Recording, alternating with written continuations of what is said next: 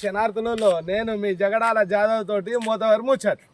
ఇక ఇప్పుడు మనం మాట్లాడుకునేది ఏంటంటే ఈ రోడ్ ఏదైతున్నదో చూస్తుర్రా, చూడుర్రులో మంచిగా చూడుర్రి. ఇది మన కేంద్ర మంత్రి బండి సంజయ్ అన్న వేయించిన రోడ్డు.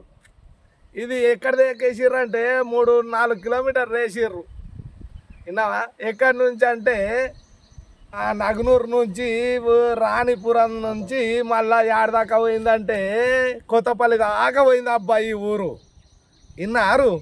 ఈ ఊరు గిట్ల ఓంగా ఇక చూడుర్రి, పాము తిరిగినట్టే వంకెలు తిరిగింది పాడు. కానీ ఆ ఇంజనీర్లకు పని రాకనా లేకపోతే పోసేటోనికి తెలివి లేకనా అర్థం కాదు. కానీ అవ్వతోడు రోడ్డు సర్ర తిరిగింది.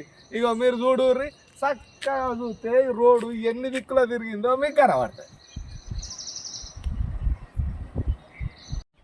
ఇక ఇంకో ముచ్చట ఏంటంటే ఈ కేంద్ర ప్రభుత్వం వాళ్ళేమో 3 మీటర్ పాదక్క 4 మీటర్ల రోడ్ అని కేంద్ర ప్రభుత్వం వాళ్ళు అంటారు.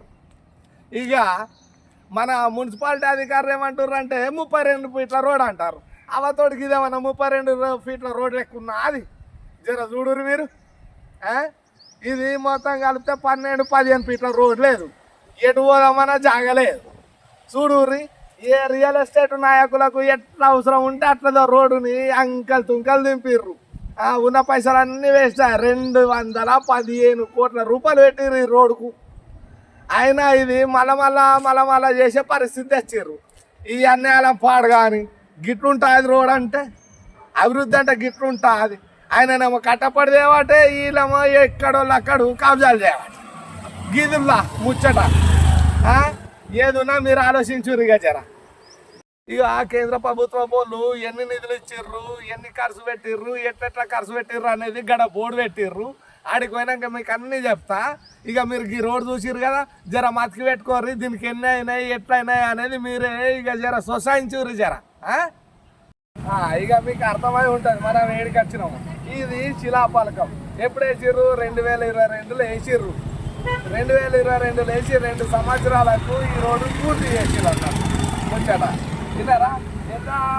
దీన్ని ఎంత పైసలు వచ్చినాయి, ఏది ఏం కథ అనేది ఇంకో దగ్గర మాట్లాడదాం మనం. ఇది మొత్తం దీని లెక్క. ఈ దానికి 215,69,07,000 రూపాయలు మొత్తం అయింది ఈ రోడ్డుకి.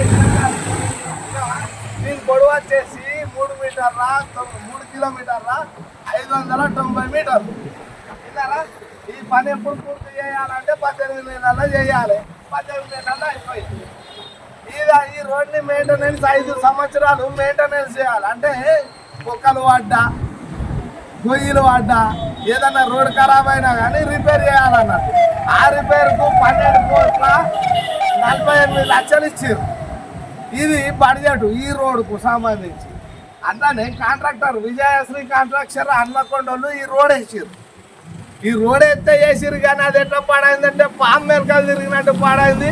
కాంట్రాక్టర్ ఏం చేసిండంటే అక్కడ ఉన్న రియల్ ఎస్టేట్ ద్వారా ఎట్లా చెప్తే అట్టనే వేసిండు. మీరు కావాలంటే రోడ్డు చూడు, చక్కగా పోయి ఇండల్లోకి పోతుంది రోడ్డు. ఏ కన్నా గట్టుంటుంది ఆ పాడై మీరు చూడు.